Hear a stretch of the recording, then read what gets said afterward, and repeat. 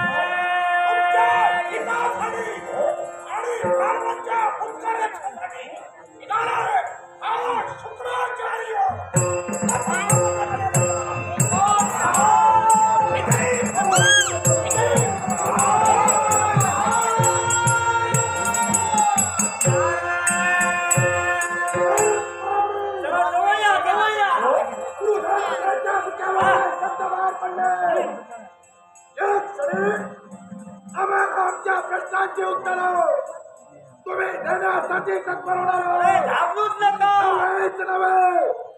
आम्हाला मार्गदर्शन तुम्ही करणार आमच्या पूर्वजांचा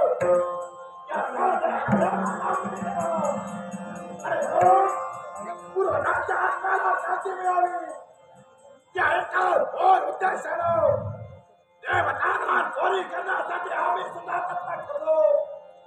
पण त्या घडला ते खरं. कैलासीच्या देवानं आमचे श्रीरामच्या धडा वेगळी केली. पण या क्षणी आम्हाला संजीवनी विद्याच्या योगे करून आमच्या गुरुदेवतेनं जिवंत केलंय. नव्हेच नव्हे तर एकाला प्राणाचा शेर आणि एकाला पक्षाचा शेर लागलो. पुनश्च आम्ही जिवंत झालो. आता काही कैलासीच्या देवानं एक वेळ श्री धडावरला गेलो. आता तुमच्या गुरुमाऊलीने तुम्हाला जिवंत केलं. आता मी पोचले.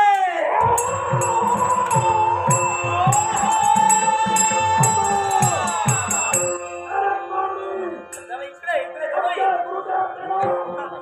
आम्हाला जिवंत केलं खरं. पण जिवंत होऊन तरी त्याचा काय उपयोग. पुनश्च एक देव यज्ञाचा आचरण करो. पुन्हा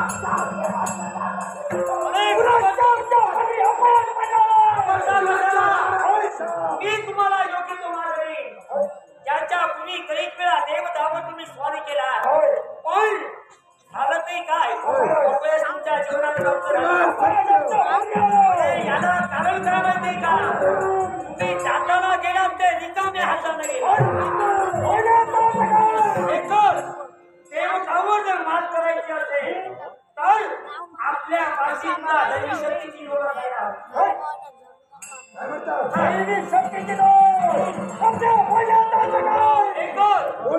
देव देवतांची भक्ती करा.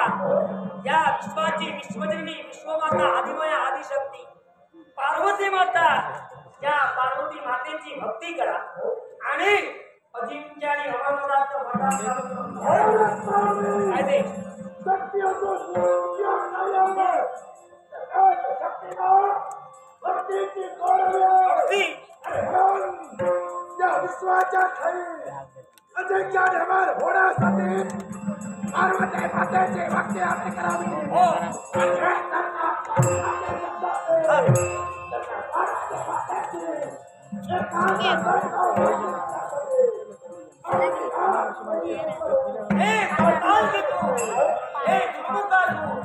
पार्वती मातेची भक्ती करायला तुम्ही जाणार.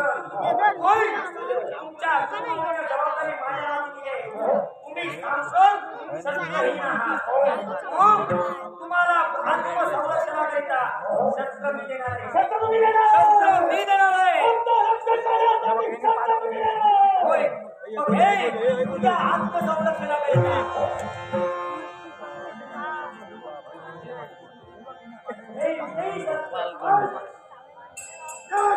विजयी ठरतो. हे तुझ्यासाठी मग चला